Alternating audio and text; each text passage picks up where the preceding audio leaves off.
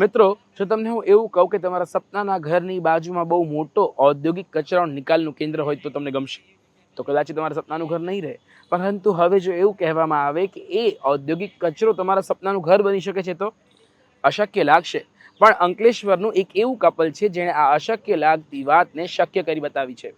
ઔદ્યોગિક કચરામાંથી અફોર્ડેબલ અને મજબૂત ઘર બનાવી રહ્યા છે. તો ચાલો, કેવી રીતે આ ઘર બની રહ્યા છે જાણીએ ગુડ ન્યૂઝ ગુજરાતના આગલા અહેવાલમાં. ગુજરાતના ઔદ્યોગિક વિસ્તારોમાં વિકાસની ગતિ સાથે ઔદ્યોગિક કચરાનો પ્રશ્ન પણ વધી રહ્યો છે, જેમાં સમાવેશ થાય છે ફ્લાય એશ, ચૂનાની સ્લરી, સિલિકા અને અન્ય ઔદ્યોગિક બાય પ્રોડક્ટ્સ, જે સામાન્ય રીતે કચરા તરીકે જોવામાં આવે છે. પરંતુ ભરૂચના અંકલેશ્વરના ઇજનેર દંપતી અદિતિ ગાંધી અને વેદાંત ગાંધીએ આ કચરામાં એક નવી સંભાવના જોઈ અને કચરાને કચરો નહીં પણ સંસાધન બનાવવાનો વિચાર કર્યો. જ્યારે અમે અમારું ઘર બનાવી રહ્યા હતા ત્યારે અમે બહુ કન્ફ્યુઝ હતા કયું મટીરિયલ સિલેક્ટ કરવું. ત્યારે અમે જે બી ટ્રેડિશનલ લાલ ઈંટ જે બની રહી હતી તેનું અમે પ્રોસેસ જોઈ કે આ કઈ રીતે બની રહી છે. જે આપણી ઉપજાઉ જમીન કહેવાય એમાંથી એ ઈંટો બને છે. ધીરે ધીરે આટલા વર્ષોથી એ વસ્તુ ચાલી રહી છે અને એ લોકો કોલસાથી બનાવે છે, જે બહુ વધારે એન્વાયરમેન્ટલ પોલ્યુશન છે. બીજી તરફ અંકલેશ્વર એક એવું શહેર છે કે સૌથી મોટું એશિયાનું one of the biggest GIDC કહેવાય, જ્યાં એટલો ઇન્ડસ્ટ્રીયલ વેસ્ટ આવી રહ્યો છે અને હજી નવી નવી કંપનીઝ આવી જ રહી છે. તો ફ્યુચરનું શું, હજી તો જૂનો વેસ્ટ રિસાયકલ થતો નથી, લેન્ડફિલમાં જઈ રહ્યો હતો. તો આ બધી પ્રોબ્લેમ્સને જોઈને અમે એક સોલ્યુશન વિચાર્યું કે આ વેસ્ટથી આપણે બ્રિક્સ કે બ્લોક્સ બનાવી શકાય કે નહીં. પછી એનું અમે લોકોએ રિસર્ચ ચાલુ કર્યું 1-1.5 વર્ષ સુધી. ટ્રાયલ્સ લીધા, પાયલટ પ્રોજેક્ટ્સ કર્યો. સૌથી પહેલાં અમે અમારું જ ઘર બનાવ્યું કે પહેલાં પોતાના જ ઘરથી ચાલુ કરીએ, એનું કેવું રિઝલ્ટ રહે છે એના પછી અમે પોતાનો મેન્યુફેક્ચરિંગ પ્લાન્ટ નાખીએ. ધીરે ધીરે એ જેમ મટીરિયલનો ભાવ વધતો જાય છે, પણ આ અમારું મટીરિયલ બહુ જ સસ્તું છે, એટલે કોઈ પણ એક સામાન્ય માણસ પણ આ પ્રોડક્ટને યુઝ કરી શકે અને એને સપનાનું ઘર બનાવી શકે છે.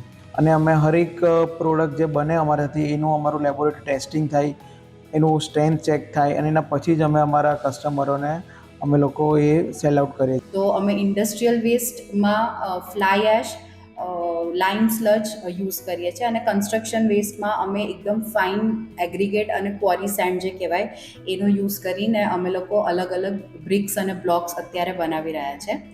અમે લોકોએ હાલમાં પ્રી ફેબ્રિકેટેડ સ્ટ્રક્ચર્સ માટે એક હાઉસ બનાવ્યું છે, જેમાં અત્યારે આપણે આ રેકોર્ડિંગ કરી રહ્યા છે. અને એની માટે અમે કોલમ્સ અને પેનલ્સ બનાવ્યા છે વિચ આર 100% સિમેન્ટ ફ્રી. અદિતિબેનના જણાવ્યા અનુસાર આ બ્લોક્સ 100% સિમેન્ટ ફ્રી છે અને તેમાં કાર્બનને શોષી બાંધકામ સામગ્રીમાં સ્થિર કરવાની ટેકનોલોજીનો ઉપયોગ થાય છે.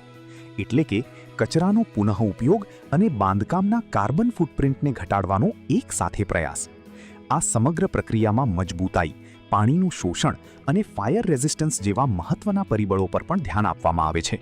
અમને નવા ફ્લાય એશની બ્રિક્સનું જાણ મળી, એની સ્ટ્રેન્થ બેટર કેવી રીતે છે, એ લોકો કેવી રીતે મેન્યુફેક્ચરિંગ કરે છે. એટલે મારી દ્રષ્ટિએ અમે આ પ્રોજેક્ટમાં વાપરવાની ચાલુ કરી છે. અને પહેલાં તો કોસ્ટ એફિશિયન્ટ છે ઘણી, બીજી આપણે મજબૂત ઘણી છે અને સૌથી મેઇન તો કે બહુ સસ્ટેનેબલ છે.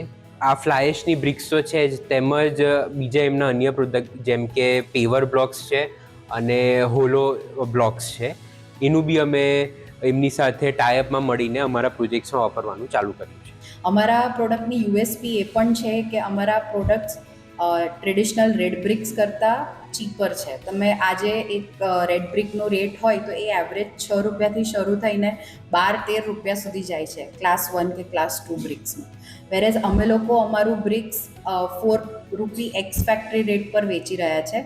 અમારા મેન્યુફેક્ચરિંગ યુનિટના બાજુમાં બીજી એક પ્રધાનમંત્રી આવાસ યોજનાની હેઠળ એક ડેવલપમેન્ટ થઈ રહ્યું છે પ્રાઇવેટ હાઉસિંગનું, તો ત્યાં અમે લોકો અત્યારે અમારું મટીરિયલ આપી રહ્યા છે.